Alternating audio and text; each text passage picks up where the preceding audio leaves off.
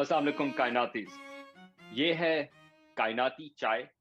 मैं चाय पी चुका हूँ। हमारी आज मेहमान है मरियम साबरी। वो अभी भी चाय पी रही हैं। लेकिन मुझे बहुत खुशी है कि हमारे साथ मरियम साबरी हैं। ये पीएचडी कैंडिडेट हैं यूनिवर्सिटी ऑफ कैलिफोर्निया बर्कले में, हिस्ट्री में। और इनका बहुत ही इंटरेस्टिंग टॉपिक है जिसके बारे में आज हम बात करेंगे, जिसका एस्ट्रोनॉमी से भी काफी ताल्लुक है। लेकिन इससे पहले कि मैं इस सिलसिले में बात करूं मरियम से, मैं ये बताना चाहता हूं कि इनका मेरे हिसाब से लोकल कनेक्शन भी है, क्योंकि कुछ साल पहले इनका बैचलर्स जो है वो माउंट होलियर कॉलेज से था, जो मेरा जो कॉलेज है हैम्पशायर कॉलेज, उसके वो पड़ोस में है, बल्कि वो 5 कॉलेजेस में ऐसे शामिल है। और हमारी मुलाकात भी उस जमाने में मुख्तसर अंदाज पे थोड़ी बहुत हुई थी। तो मरियम, आपका बहुत बहुत शुक्रिया कायनाती चाय पर आने का। बहुत शुक्रिया सलमान, आपने मुझे बुलाया और बहुत खुशी हुई आपसे दोबारा मुलाकात हुई इसमें, और I am looking forward to our conversation. बिल्कुल। अच्छा, तो जब हम इससे पहले क्या हम डिटेल में बात करें, आपका जो टॉपिक है हिस्ट्री का और मुगल जमाने के बारे में, तो अगर आप थोड़ा सा बता सकें कि आपको इसमें शौक कैसे हुआ। जब लोग पीएचडी करते हैं, आपका पाथवे जो है वो इस टॉपिक के ऊपर किस तरह से पहुंचा। शुक्रिया सलमान, मैं आज सुबह ही सोच रही थी कि thinking about my own past, which is something we don't do as much as historians, और वो भी ज़रूरी होता है। और इत्तेफाक से मुझे जो है अपना एक ऐसे मिला जब मैं मास्टर्स प्रोग्राम्स के लिए अप्लाई कर रही थी। And I think looking back what happened was, मेरे जो आखिरी साल था कॉलेज में, अ फ्यू डिफरेंट एस्पेक्ट्स, मतलब दे coalesced, and वहाँ पर I think the first seed for this was really planted. पहले तो मुझे I think towards the second half of my college career, I came in throughout high school. History was, the sort of area I was the strongest in. O levels वगैरह में भी, A levels में भी, it's the area where I excelled. So just एक natural इंसान की inclination होती है।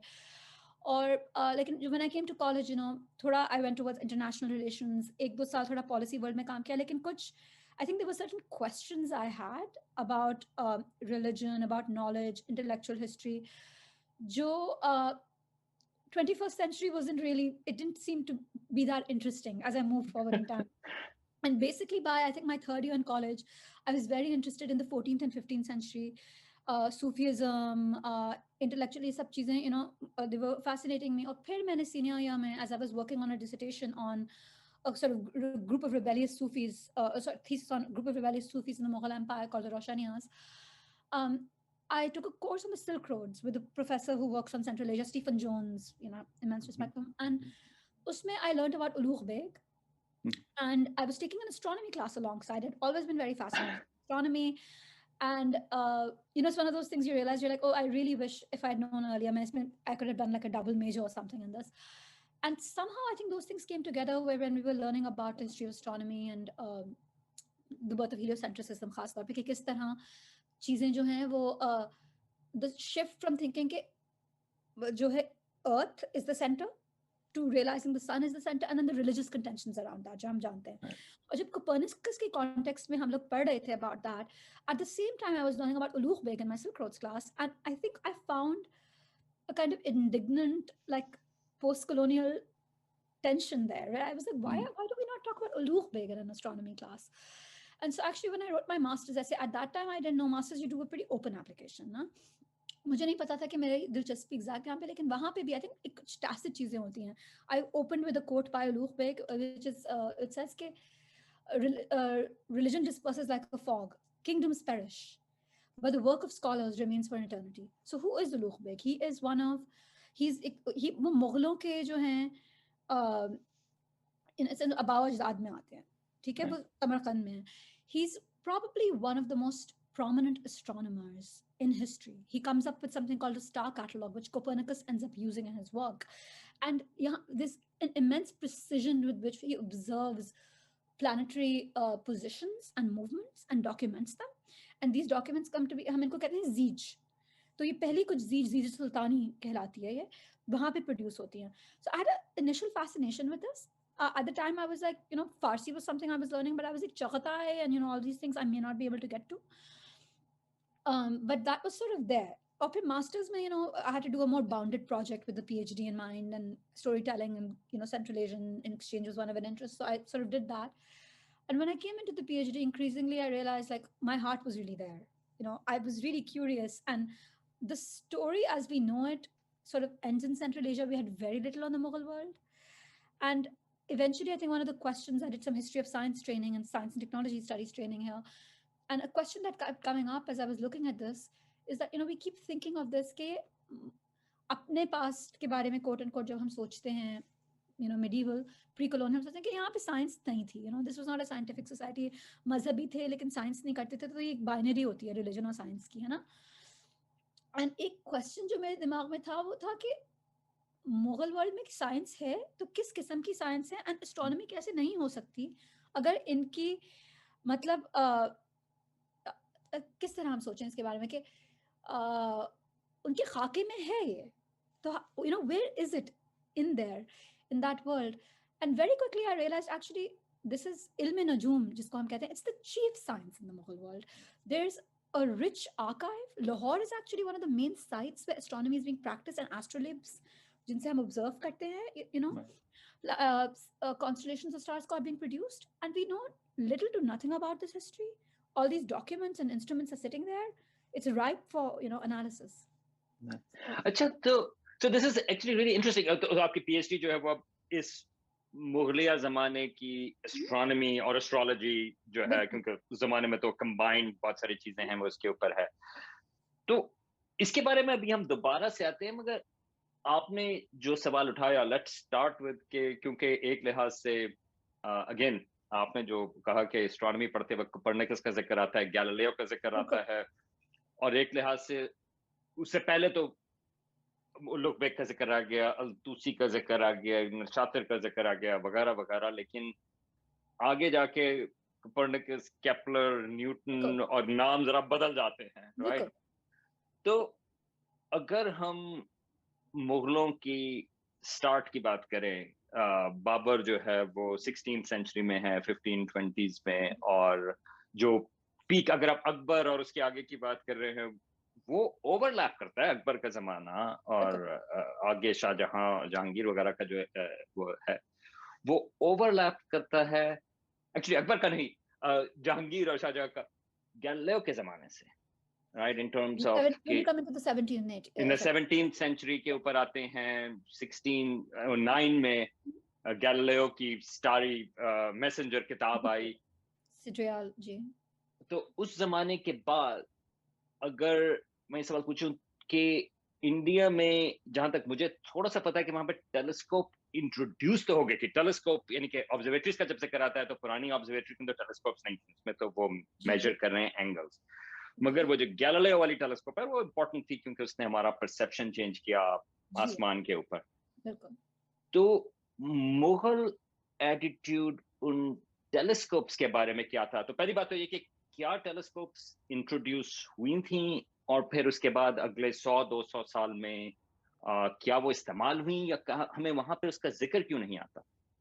ये बहुत दिलचस्प कहानी है, और थोड़ा सा आई थिंक मैं I'll go back in time because scientific instruments का question is a very big question for my own work. ठीक है? Telescope का introduction, as I know it from what I'm studying, I would say late 17th, early 18th century we start to see it in the Mughal world. One of the main people who's बहुत ये जरूरी है, जय सिंह हैं, सवाई जय सिंह के नाम से. जयपुर शहर जिनके नाम पे है, he finds that city, and I'm sort of conceiving in my own work, there is like some work on history of Jaipur that I'm now finding from an archive there, but Jaipur is very much built around concerns of time and astronomy. Mm-hmm. It's supposed to be a city of learning in a way, right? Lahore has already been that place. Mm-hmm. And Jai Singh actually, the telescope comes in as a feature almost of Jahangir's already having these kind of intense sort of in scientific and philosophical interactions with the Jesuits, right? The French and Portuguese Jesuits. The Mughals have both. I would say there's a kind of cosmic curiosity that is both philosophical and there's an applied component. कि भाई हम कैसे, how do we order our empire, our calendars, and all of these things is there. लेकिन एक philosophical और theoretical भी उन लोगों की है fascination. So, you know, वो Majalis Jahangiri जिनको हम कहते हैं, they're having these conversations there. Jai Singh is sort of in that legacy. He's Muhammad Shah is the king of the Mughal Empire at that time, and he writes, in fact, you know, these Jesuits come in, they bring the telescope. A little later, we have the sextant also come in, right? Late 18th, 19th century, you're seeing that too. With the British, I think that's kind of more important. But he's in these conversations with the Portuguese and the French, and they're having really sophisticated debates about like calendrical calibration, stellar observation. And this is also the time when, and ye ek tension hai, I would say teen cheezein hain when I think about the Mughal Empire. When I think of Mughal science and what are the kind of concerns of Mughal science, right? And how is Mughal science practiced really? Ek cheez main ye kahungi ki, first of all, there's a concerted research apparatus Akbar ke waqt se. Like for instance, 20 calendars you look compare kar rahe hain from around the world. Jewish calendars, you know, the Roman calendar, Indic calendars. They take Indian science very seriously, and this is something I really want to emphasize. Like Indian astrology is very, very advanced. And I should mention कि ये जो calendars हैं, ये बहुत ही मुश्किल चीज होती है. ये लेकिन उसको adjustment करना तमाम दुनिया के उसमें, तभी हम leap year भी यूज करते हैं, leap second भी, जो Julian calendar हम यूज करते हैं, और Islamic calendar उसमें भी मुश्किल होती है. तो ये बहुत मुश्किल चीज है उसको align करना. And this is like a calendar, I would say, it's the artifact, the object, which is the direct representation of the relationship between the cosmos and the stars and our life on earth and how we center it, and then empire and how empire runs efficiently, right? So really calendar is very key there. And Mughals are not, you know, they're not just like they're not shooting in the air. Like, you know, they're not, it's not like a random process. You're actually sitting there, astronomers from Iran, from India, from all of these different places. There's a famous person called Fathullah Shirazi who comes under Humayun, and he's really, really like skilled with the astrolabe itself. And Akbar Badshah ki birth, for instance, and I think the astrolabe is actually a huge part of the story of the Mughal Empire and Mughal astronomy. Telescope comes in later, but astrolabe ko we think, okay, it's a beautiful instrument, you know, it's something we don't fully understand the function. Actually, it has 1,000 different uses. From observing like a certain position, then we have this thing called the Ankubat, कहते हैं, जिसको हम spider web होता है, फिर इसकी mother plate होती है. And those things are designed according to कहाँ meridian है, उस meridian के हिसाब से आप वो design करते हैं. Traditionally in the Islamic world, Alexandria was a big site. You know, Baghdad, of course, was like the founding place. Baghdad में एक चीज जो मैं emphasize करूँगी, I think हम लोग बहुत west to east transmission of knowledge and instruments के बारे में सोचते हैं. So you look at the Greeks, you know, they sort of informed this. The Greek astrolabe came and the Arabs improved upon it.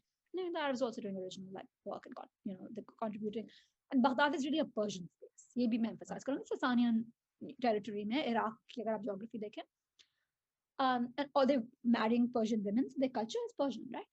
लेकिन जो बहुत ज़रूरी चीज़ है जो बागदाद के context में, I want to emphasize, because we have a tendency sometimes in Pakistan and other places to think, you know, we're part of an Islamic kind of legacy and we've provincialized our really, really crucial kind of Indic heritage. There's a Zeej that's developed in Baghdad, which is called the Zeej al-Sindh Hind, right? And there's an Indian astrologer who comes, and he actually is like instrumental in helping develop this text. And Baghdad में भी उस वक्त वो कह रहे हैं कि India की जो astrology or maths, astronomy or maths है, it's incomparable in the world. They are so precise. Jyotish कहते हैं हम in astronomers को. So I look at Mughal science as a second contact between Islamic and Persianic knowledge and Indic knowledge. And yeah, even in the Mughal world, for instance, so Akbar's horoscope is cast at his birth. He's born in Umarkot, हमारे थरपारकर में. और वहाँ पे there, you know, एक anxiety से, Humayun was obsessed with astronomy, except he's not a very successful king, bichara, because, you know, he's the kind of, he's defeated by Sher Shah, then he has to run to Iran, and in Iran they're like, you have to become our devotee. He's like, okay, fine, I'll pretend that I'm like Shia for a little while, so to get protection, so you can give me an army. So he's brilliant in a scholarly way, but bichara, he's not very lucky, you know. वो इब्ने इंशा ने भी इसका जिक्र किया था कि हुमायूं जो है वो कौन से वाले सितारे देखता है, उसका इंतकाल हुआ आसमानी सितारे के फिल्मी सितारे, और गिर गए अपने मतलब सीढ़ियों से, you know, अपनी लाइब्रेरी के. And I think, I mean, of course, I think there's he's probably not the only person in history who was so obsessed with his work that he didn't know it was, we all have moments when we stumble while thinking about, our argument or something like that, right? So Humayun, like, he really was really invested in astronomy, and in a way, I think the irony of his life is his lack of luck had everything to do with the stars, right? And this anxiety, jo thi, it was very palpable when Akbar was born. You have like 4 horoscopes cast for Akbar because they really want to make sure that this guy can rule. And that's one of the functions of a horoscope, to see यार इस बंदे की personality कैसी होगी. जो आज corporations में हम enneagram test करते हैं to see where someone fits in a team and the personality, 16 different personality types. यहाँ पे भी there were like 12 different houses in a astrological chart, और हर house की function थी कि what is like what are your leadership and personality skills like, what is your virility like, मतलब आप आदमी हैं, आपके कितने बच्चे हो सकते हैं, आपके रिश्तेदारों की और इन लॉज की क्या इफेक्ट होगा आपकी जिंदगी पे. तो अकबर का is very funny one with say his family house in Scorpio, they like हाँ उनके जो रिश्तेदार है वो स्कॉर्पियंस की तरह होंगे, थोड़े मतलब उज़्बेक्स एंड ऑल, थोड़े they are gonna be a little like nasty to him. But with Akbar actually what they realise is एक जो बहुत क्रूशियल कंसर्न है, astral the original observations happening to cast his horoscope, but a concern is कि भाई आपका ascendant star कहाँ पे है. And according to the first Persian horoscope that's cast, it's in Virgo, and in the Indic horoscope that's cast by Jyotish, it's in Leo. And then there's a kind of alarm in the military camp because they're like, yeah, the Indians are very precise, so there's a discrepancy. How do we resolve this? And then you have the Persian scholar Fatullah Shirazi come and cast his horoscope based on an original astrolabe observation. He's very skilled with these instruments. And he says he actually concedes with the Indian astrologers because Zoroastrian system mein, there's a kind of specificity to the degrees. Like वो लोग, they say that 28 point is degree पे you can see कि इनकी masculine character ये है. And from this you can tell that mathematical precision is a huge concern in the Mughal world, just as original observation is. And these are features of, I mean, I don't want to say that these should be standard features of science across time, because that provincializes African science and other things in certain ways. But these are, even from a traditional perspective, we're seeing the Mughals take science and astronomy very seriously, and politics in their context. Or I think the astrolabe is sort of emblematic in the sense because instruments and what they tell you is so crucial that the telescope becomes important for the Mughals later. एक जो funny story है यहाँ पे थोड़ी सी वो ये है कि and I think this is the tension in the Mughal world, where original observation is important. However, they're not really able to build observatories until Jai Singh's time in the 18th century. Right. And that's odd, right? Because in Maragha, Samarkand, you have observatories. It's a very central feature of Islamic astronomy and other astronomical cultures. However, we have some evidence like there's a mention I've seen in the Tuske Jahangiri. There's a figure called Patardas. So Rajasthan seems to be a big site of people who invested in making, the Rajputs are important to the Mughals, and marrying them also and all of that. With this figure called Patardas apparently who builds observatories. And then it's mentioned, but we don't see any evidence of them. And one thing I'm interested in exploring is he's posted to Sindh for a while, in Bengal for a while. I want to see when I go back to Pakistan, locally in oral memory, is there any notion that यहाँ पे कभी observatory बनी थी फिर वो खत्म हो गई हो or something like that? Because you can't. I don't say you can't, but I'm interested to see how you have original observation, but you don't have sites for it, right? Yeah. I mean, we have a place called Ujjain in central India where the meridian is, the prime meridian is. Right. तो वहाँ पे कुछ observations होती हैं, लेकिन वहाँ पे भी there's no observatory until Jai Singh's time. He builds 5: Jaipur, right. Banaras, Ujjain, Delhi, and there's one more place. अच्छा उसने 5 बनाई थी observatories. 5 बनती हैं, जी बिल्कुल. अच्छा. And 2 of them are still sort of within Jaipur, to very much so, and it's been renovated and all of that. And it's one of the sites that I'm looking at. And I'm just a bit sad that I'm not able to go there in person right now, but hopefully next year. लेकिन Jai Singh की जो irony हुई है कि the Jesuits are kind of both fascinated, impressed, and perplexed by him. वो कहते हैं भाई वो आते हैं, वो telescope is there. They're also doing these logarithmic tables where they're really figuring out specific positions. And Jai Singh जो Zeej लिखते हैं, it's called the Zeej of Muhammad Shahi. He dedicates it to the Mughal king at the time. Mm-hmm.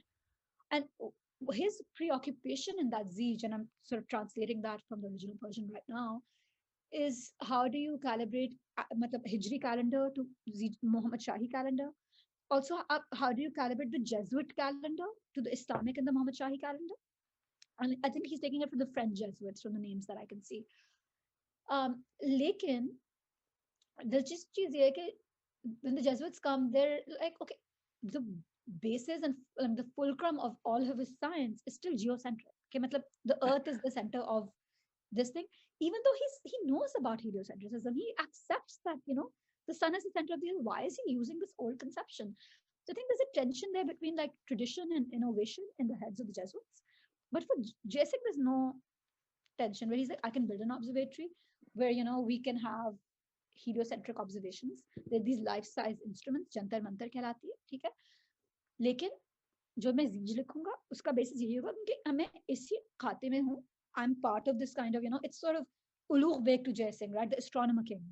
Yeah. So I mean, if I can ask, तो क्या इसकी जो basis है, and I'll come back sort of like कि जो geocentrism वाला जो issue है, लेकिन जब गैलीलियो वाली भी जो बात थी उसमें एक टेंशन जो थी वो जो हिस्ट्री ऑफ साइंस में कहलाती है इंस्ट्रूमेंटलिज्म वर्सेस रियलिज्म, राइट? कि एक्चुअल में क्या चीज है, ये आप कैलकुलेशंस के लिए आप कौन सा मॉडल इस्तेमाल करते हैं, राइट? और वो टेंशन थी जो इवेंचुअली एक तरह से रिजॉल्व हो गई उसकी यूरोप के हिसाब से. उस बात करें कि नहीं, विल गो विद रियलिज्म क्योंकि ऐसी कायनात ऐसी है, राइट? तो क्या जब हम मुगलिया जमाने की बात करें या जय सिंह के जमाने की बात कर रहे हैं, क्या हम उस टेंशन की बात कर रहे हैं कि यहाँ पे वो टेंशन नहीं और वो कह रहे हैं कि ठीक है, हाँ, जो कायनात है एक लिहाज से वो हेलियोसेंट्रिक है, लेकिन जब वो ऑब्जर्वेटरीज बना रहे हैं क्योंकि वो कैलकुलेशंस के लिए है, तो इंस्ट्रूमेंटल लिहाज से, कैलकुलेशंस के लिहाज से जियोसेंट्रिज्म यानी कि जमीन बीच में है. क्या ये sort of like इस तरह की चीज हो रही है? That's a really great question. So I would say कि जो textual tradition जो है उनका, खासतौर पे ज़ीद जो है, it's very much वो geocentric realm में है और वो I think from calculations as well as calendrical calibration के लिहाज से, they are using the geocentric model, except, when the Jesuit calendars come in, those are solar calendars, right? Right. In the Mughal world, you have both luni solar calendars going on, right? Because Indic astronomy and Indic seasons are based on both. ठीक है? Right. We have the Vikramaditya calendar. बहुत मुख्तलिफ India में regional calendars बहुत सारे हैं. बंगाल में एक अलग calendar है, यहाँ पे एक अलग calendar है, right? तो वहाँ पर I think you're seeing an interplay of heliocentrism and geocentrism. लेकिन the actual, I think it's about the application, right? Calendars are one application, and वहाँ पे they're pretty committed to जिस तरह they've been doing things. भाई इस तरह Islamic calendars observed. जीजे मोहम्मद शाही में कुछ हम hybrid चीजें देख रहे हैं. लेकिन I think the one area which is really important where geocentrism remains is horoscopes, right? And that is, I think, an area, astrology, I know in our world, of course, is like pseudoscience. In their world, it's not pseudoscience. Right. It is the goal of astronomy. Right? How are you going to like determine your day? Is this a good day to travel? Is this a good day to take a bath? Is this a good day to get married? Is this a good, I mean, to the extent where like Akbar ki birth pe you have an astrologer sitting there telling his mother to push then because this is a good moment for the king to be born. Sorry to be right. Obsession in the book, right? So I think that is actually the concern where they're like tradition and in terms of understanding personalities in politics, हम लोग नहीं stray कर सकते geocentrism. Then you see the kind of the material realm, जो मैं कहूँगी, which is like the observatories where actually you're seeing the way that he's building the 12 what we call like मतलब the life-size instruments जो हैं, वहाँ पर yantras कहते हैं हम उनको, right? Samrit yantra and all these different yantra is like basically instrument technology in Sanskrit. Is most definitely informed by heliocentrism. It's leaning in that direction, but then you also see elements. Again, as you can see, Jay Singh is not committing to any one system. He's like, क्यों? जब दोनों कर सकते हैं तो एक क्यों करें? So he's making life-sized astrolabes as well. So it's very much like I think that the anxiety about resolving and committing and institutionalizing science in one manner is very pronounced in Europe.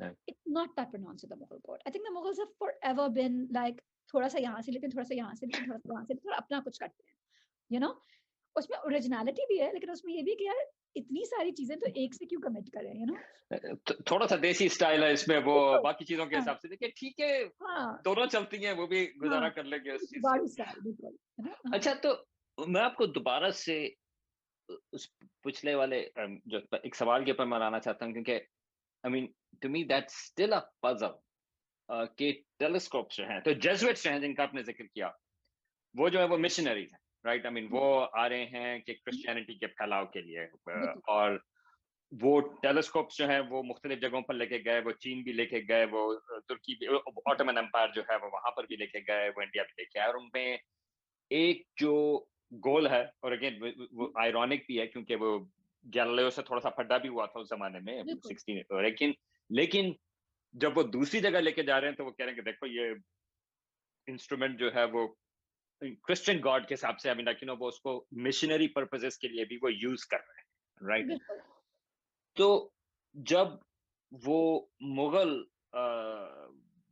बादशाहों के पास आता है, वहां पे उनके पास आता है, तो क्या, तो वो क्यों नहीं उन्होंने, आई मीन आपने कहा कि टेलीस्कोप जो है वो देर से वहां पे अडॉप्ट हुई। मैंने इसका पढ़ा था कि शायद और एक कंट्रोवर्शियल हिस्टोरियन है टोबी हफ, उसकी कॉम्प्लिकेटेड वो है, लेकिन आई मीन उसका क्लेम ये था कि जो पहली टेलीस्कोप जो इंट्रोड्यूस हुई थी वो जहांगीर के जमाने में, कि उसको इनफैक्ट जो ब्रिटिश एम्बेसडर था, यू नो वो उसने वहां पे दी, एंड उसके बाद उन्होंने बहुत सारी टेलीस्कोप्स खरीदी, लेकिन कभी वो कॉमन नहीं हुई। तो आई मीन वो एक तो पहली बात तो ये कि वो क्लेम जो है वो कितना एक्यूरेट है, क्योंकि आई नो के हफ जो है, ही इज अ सोशियोलॉजिस्ट, और फील्ड के इश्यूज भी आते हैं, और आई नो कि और कॉम्प्लिकेशंस हैं हफ के काम के साथ।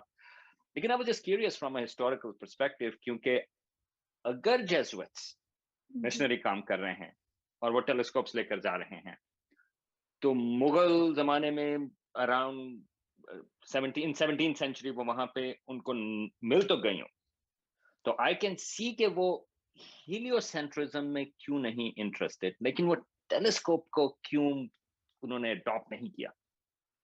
Speculative question. No, बिल्कुल, thank you. This is a very interesting question for me as well. I think इसमें दो चीजें जरूरी हैं, एक तो टेलीस्कोप की history as well as Jesuits का रोल क्या है exactly in the non-European world as they're traveling, right? Right. The telescope history में I would say if you look at Galileo's own sort of milieu, Mario Biaggioli का काम यहाँ पे I think it's really excellent. He calls him like the emblem maker, right? Where actually the telescope is सबसे पहले it's made for military use, right? Because Italy, if you look at the history of Italy, for instance, at this time, they're like dukes and princely states, and they patronize these different scholars. And Galileo is having his own, he's a brilliant and controversial figure because he's writing, letters saying, you need to accept my work and all of this, and there's all of this kind of political contestation. But really, he's developing the telescope for military uses because that's spyglass. Okay, that would be right. Right, and it's a navigational instrument. Right. And of course, the history of navigation and astronomy, we know is closely bound. I mean, the Arabs were using the North Star to navigate, right? So हमें ये पता है कि that's there. And Italy, I'd say, is a really important center and place because University of Padua, for instance, becomes the place where you have Jewish astronomers from the Ottoman world, or Bob Morrison का काम है यहाँ पर, as well as the Jesuits kind of intermingling on. Really a lot of very interesting astronomical work and mathematical work is happening in Italy, right?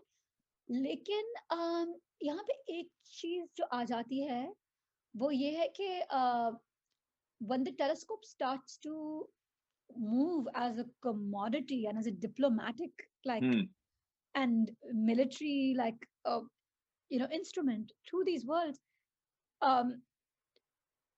there are different kinds of outcomes. I mean, people are using them.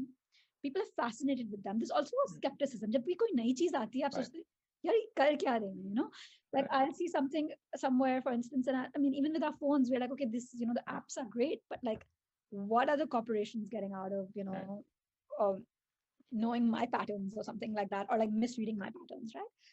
So, of course, like skepticism, Mughal world maybe, but it's not as if the Mughals are opposed to using it. I think the एक tension जो Mughal world में है, जो Ottomans में इतनी नहीं है, वो ये कि Mughal astronomy happens in like research ateliers linked to the court both imperial and regional.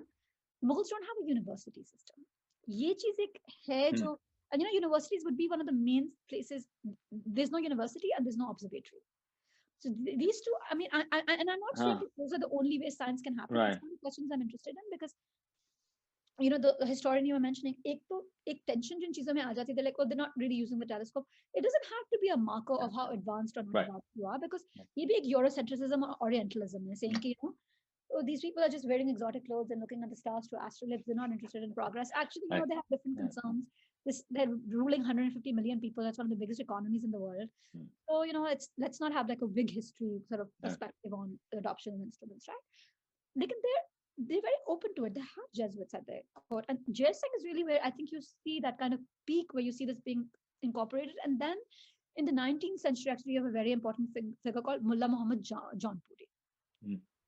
And Jaunpur mein bhi Banaras, and he's using the telescope and sextant heavily in making that last siege within this tradition. So we see that. Ki aisa nahi hai that this is not being used. It's just sometimes with certain technologies, it takes a while for them to become en vogue in a space. और ये हम एक tension देख रहे हैं, right?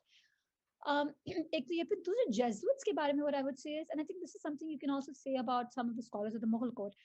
These are worlds of, I would say, polymathy, जिसको हम कहते हैं कि people are मुख्तलिफ अलूम पे उनकी महारत है, right? अलूम को मैं as in science की तरह मैं define करूंगी तो Jesuits ठीक है missionaries हैं, वो मजहब ये सब कुछ फैला रहे हैं. Religion and science are not divorced in this world, especially Catholic milieu में तो कभी भी नहीं रहा, Muslim में भी नहीं. I think that's why for me looking at this kind of interchange of Catholic Muslim science is very interesting. लेकिन Jesuits का ये है कि वो scholars हैं, right? And they also are funded. They have links to many of these duchies and these military kind of expansionist, they have a mixed relationship there. So उनका भी एक political role भी जो है समझना है. So when the Jesuits come to Jai Singh's court, it's not necessarily or exclusively to spread the faith. It's very much to have certain theological, philosophical, as well as practical conversations about astronomy and science. So there's an image I'll be happy to share with you that my research assistant in Jaipur sent me, which is basically like a museological re-rendition of a conversation between the Jesuits and Jai Singh. So it's like a scroll here, they're looking at these astronomical calculations, someone's holding a telescope. So they're just like, ये कौन सा year है, किस year की है ये scroll roughly? Early 18th century. So I think this is the 1720s. Yeah. 1720s. 27, I believe. Yeah. And it's really interesting because it's just like, in a way, the way we're having this conversation from Massachusetts to, Maryland, where we're like, let's really work through these questions no one has thought of, and maybe someone will find them useful. Maybe it'll just be some interesting conversation we have. So it's very much about meeting someone in a related milieu. And I'm just curious to know what you think from your perspective, अच्छा, अब एक आध चीजें से पहले कि हम बात खत्म कर, this is really fascinating. I mean, I think हम बातचीत जो है वो हम continue, बल्कि आपकी जरा और नई रिसर्च आना शुरू होता है, उसके बाद दोबारा से बात करेंगे अपडेट के सिलसिले में. लेकिन आपने एक चीज की which really fascinating, कि हो सकता है कि सिंध में हो सकता है कि वहां पे कोई ऑब्जर्वेटरी हो. I mean, हमें मालूम नहीं. I mean, ये वो एक चीज है कि ये तो कोई अंदाजा है कि आपने एक दो जगह बताई थी, सिंध और एक और जगह थी जहाँ पे आपने कहा कि शायद वहां पे कुछ उन्होंने ऑब्जर्वेटरीज शायद बनाई हो, नॉट टेलीस्कोप वाली ऑब्जर्वेटरीज मगर दूसरी वाली, और आप उसके रिकॉर्ड्स तलाश कर रही है, समथिंग लाइक दैट. या मैं I've seen a mention of it. I've seen a mention of a figure called Patar Das in the Jahangiri, and he's वो एक मीरे आतिश का starter sequence, which is like a master of artillery, कहते हैं कि मतलब वो military equipment manage करता है ना Mughal court. And in the Tulsi ki Jahangiri it says, he's also like a great builder of observatories. लेकिन nowhere in secondary scholarship have I seen any reference to Patar Das building observatories. I've seen a reference to him in another context in Irfan Habib's book, but not in this context of observatory building. And there's a sort of Bible we use as Mughal historians called the Apparatus of Empire. तो उसमें you can see कि मुख्तलिफ जो मनसब ये gain करते हैं, ranks, उनकी क्या promotions होती हैं, where are they posted. Then usme I saw that Patar Das is posted in Sindh and in Bengal, and Sindh he's there for a long time, Sindh and Gujarat. So I'm curious and hopeful. That, you would imagine, because Akbar is born in Umarkot and all of these things, if you were going to build an observatory and this person is mentioned, it's very possible that Sindh would be one of the sites where they would build it. I mean, there's land, there's possibilities of doing that there. So I sense it's like that, that historians' curiosity. We're like, I'm not convinced that Jay Singhs were the first. Agar ye mentioned hai, there must be something. It's just like a lost history that we need to recover. हाँ, तो अगर कोई इस वक्त अगर कोई ये देख रहा है वीडियो और अगर उनको कुछ नजर आए, कोई स्ट्रक्चर वगैरह, हो सकता है कि वो कहीं दबा हुआ कहीं पे तो वो आपको कांटेक्ट करें। अच्छा, आखिरी सवाल। बिल्कुल। बहुत सारी मिसकंसेप्शंस होती हैं, राइट?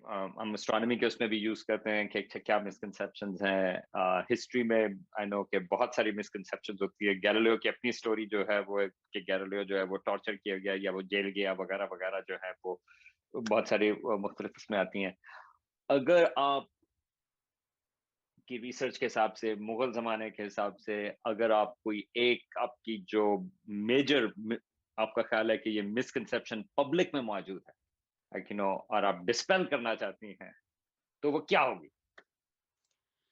बिल्कुल, बहुत शुक्रिया इस सवाल। एक तो आई थिंक बहुत बेसिक लेवल पे मैंने शायद शुरू में कहा हुआ, आई से इट मोर ससिंक्टली। अब आपके नंबर वन इज के Mughals were unscientific. Absolutely not, right? And in some context, हमें reimagine करना होगा what science is to really recover, what is science in a society. हम history of science and technology studies में आप ये, this is a very major thrust. With the Mughals, in fact, अगर आप बिल्कुल regular markers भी ले लें कि research apparatus, original observations, scientific application in managing states, calendars के through, बिल्कुल, also theoretical and philosophical discourse on science and astronomy, सब कुछ है वहाँ। क्योंकि वो वैसा इंप्रेशन आ जाता है ना, वो जो एक बाद में अगेन वो जो मिसकंसेप्शंस आती हैं कि वो बस वो चेस ही खेलते थे, शतरंज ही खेलते थे, और बस वो कबूतरबाजी थी, शतरंज थी, या उन्होंने वो बिल्डिंगों के ऊपर सारा टाइम जाया कर दिया, लेकिन और कुछ नहीं किया। So I think that's mentioned Shatranj. I think Salman, because I think यहाँ पे that is astronomy is still more traditional science. I think Shatranj is an area where I would say actually that's a really great site to rethink what technology and science is, because that's actually also, it's a recreational technology. There's an article that I have in mind that I'm going to write about recreational technology in the Muslim world. कुछ चीजें ऐसी हैं जो मैं इसमें नहीं बता सकती, लेकिन कि वो अजीब अजीब चीजें भी करते हैं, लेकिन उसमें chess is a mathematical game. It's a game of strategy and math, right? And that's also like a manifestation and an application, and that has implications for sharpening your ability logically, rationally, and as a ruler. So that we can see that as a site of science and math as well. Right. So हमें भी science की जो manifestations उनको reimagine करना है. So I'm really glad you brought up that example. दूसरी चीज जो है, I would say जो Mughals के बारे में कही जाती है, and I really want to address this very sincerely off the bat, कि let's not think of this as Muslim science and Islamic science, please. All of us have been there, which is not to say कि भाई, I'm not saying the word Islamic should be treated pejoratively in any case. Okay? Islamic, I don't think is a theological term anyway. I think it's more of like it's an epistemic term as far as I'm concerned in any case. लेकिन जो Mughal world में हो रहा है, Indian astrology is a huge part of it, and we need to take that seriously. I think one of my biggest and lingering sort of like regrets and hopes for my next life is I learned Sanskrit, because there's so much there that I think we really need to recover. And if anyone watching this is interested in the space, they come to do a PhD here, please have Sanskrit zarur seekhiyega if you're doing this, because it's a beautiful and important space to explore. Vedic astronomy में बहुत चीजें हैं that are really important.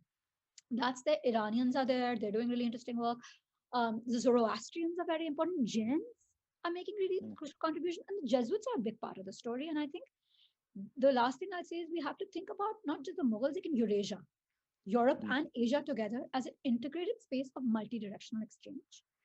No one owns an idea. Ideas are necessarily, and science necessarily produced through very complicated and messy entanglements. Okay? And the Mughals are part of this complex consciously, or European Islamic divide, first of all, doesn't exist. What Baghdad maybe doesn't exist. And an Indic an Islamic divide does not exist. You know, this is a world where I think one of the pieces I recently wrote, which I'm happy to share, is really thinking about this as a history of science in the early modern world as a history of collaboration between communities that we don't imagine collaborating in certain spaces anymore. Shias and Sunnis are collaborating heavily, right? Hindus and Muslims are collaborating. Christians and Muslims are collaborating. So I think that is one of the really rich and important aspects of the story of Mughal science and astronomy. और I think आपके साथ जो एक चीज आती है कि और हिस्ट्री के तारीख के को रिसर्च में भी और सोचने के सिलसिले में भी कि हम आज की कैटेगरीज जो हैं वो उसको हम सुपर इम्पोज जो है वो पास्ट पे ना करें। तो वो चीज एस्ट्रोनॉमी और एस्ट्रोलॉजी की भी जब बात आ रही है तो वो जिस तरह से हम एस्ट्रोनॉमी के बारे में आज सोचते हैं ये आज से 400, 500, 600, 800 साल पहले अगर हम बात कर रहे होंगे तो वो बिल्कुल दूसरे तरीके से। इसी तरह से मेरी जो पेट पीव होती है वो साइंटिस्ट जो लफ्ज है वो ज्यादा पुराना नहीं, वो 200 साल से भी कम है। जो लफ्ज है साइंटिस्ट उसकी डेफिनेशन अलग है। तो अगर कोई 800 साल पहले कोई साइंस कर रहा है तो वो साइंटिस्ट नहीं, उसकी डेफिनेशन फर्क होगी, नेचुरल फिलोसोफर या नेचुरल हिस्टोरियन। तो इसी तरह जी बिल्कुल। एक चीज जो मैं इंटरजेक्ट करूंगी which I think is one of the observations I have made in the archive and I am thinking of how to theorise this is के you know, we often debate कि science और ये science है कि ये philosophy है. Actually, Mughal world में, and I think in many of these contexts, science and philosophy is not the tension. Ilm is the word used for these things. Right. And ilm means science in this world. ठीक है? लेकिन जो एक interesting dichotomy या differentiation है, that's between science and craft. Ilm and fun. ठीक है? तो और ये उर्दू वाला फन है, ये अंग्रेजी वाला उर्दू वाला फन है, you know, ये इंग्लिश वाला फन है. लेकिन उन लोगों के लिए हो सकता है इंग्लिश वाला फन भी हो.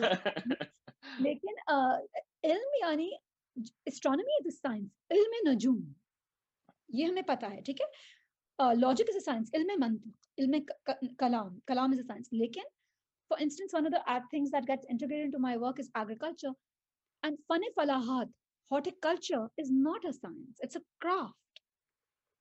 Botany is a craft, but it can be, you know, it has, the observations can be absorbed into like a treatise which can have you know, zoological and botanical knowledge, for instance, right? तो ये distinction बहुत की है. और जो लोग इल्म, जो आलिम है और जो फनून के उसमें आते हैं, ये लोग कभी कभार फर्क होता है इन लोगों में. तो ये वाला difference I think is important. And आपकी बात बिल्कुल सही है कि मतलब जो नजूम का काम कर रहे हैं, there also like for instance Fathullah Shirazi is also building you know, military cannons, physics and astronomy. I mean, it's like you'll have integrated knowledge of these realms. अच्छा, इल्म वो जो जिसमें हम बात करते हैं फलकियात है, जो आजकल हम उर्दू की ट्रांसलेशन यूज करेंगे, तो क्या वो डिफरेंशिएशन थी मुगल जमाने में कि इल्म नुजूम और इल्म फलकियात की, या वो या डिफरेंशिएशन नहीं थी उसमें, और जो भी एस्ट्रोनॉमी का काम था वो नजूम में आता था? एस्ट्रोनॉमी का नजूम में आता है. इल्म हया भी कहते हैं हम इसको. That's a related sort of field. और फलकियात का जो लफ्ज है वो actually I think it's an Urdu word and I think it comes like you know in a later period we start using फलकियात for astronomy. I would say this is probably late 18th, early 19th century में it probably becomes more rampant.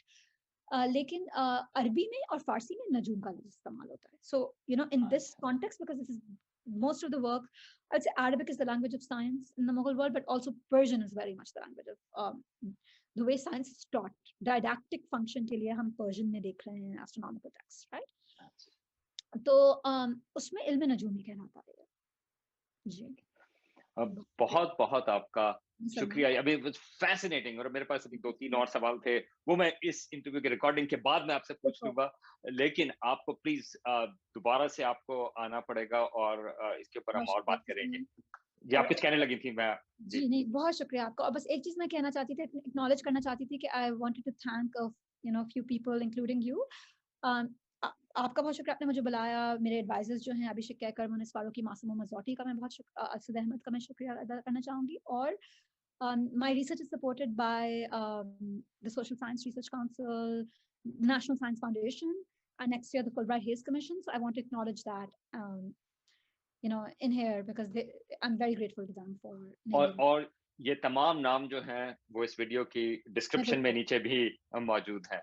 बिल्कुल तो मरियम, आपका बहुत-बहुत शुक्रिया और good luck आपके बहुत पीएचडी के शुक्रिया। सिलसिले में। आई थिंक आप आखिरी Yes, स्टेज के ऊपर हैं और एक लिहाज से ये सबसे अमेजिंग स्टेज होती है क्योंकि you are really in it, like बिल्कुल। और आपसे ज्यादा कोई जानता नहीं इस टॉपिक के ऊपर, मगर आई नो कि राइटिंग वाला जो मसला होता है वो जरा टेंशन वाला भी होता है, तो लेकिन मज़े तब एब्सोल्युटली थे, बिल्कुल। तो गुड लक, बहुत बहुत शुक्रिया बहुत आपका। शुक्रिया।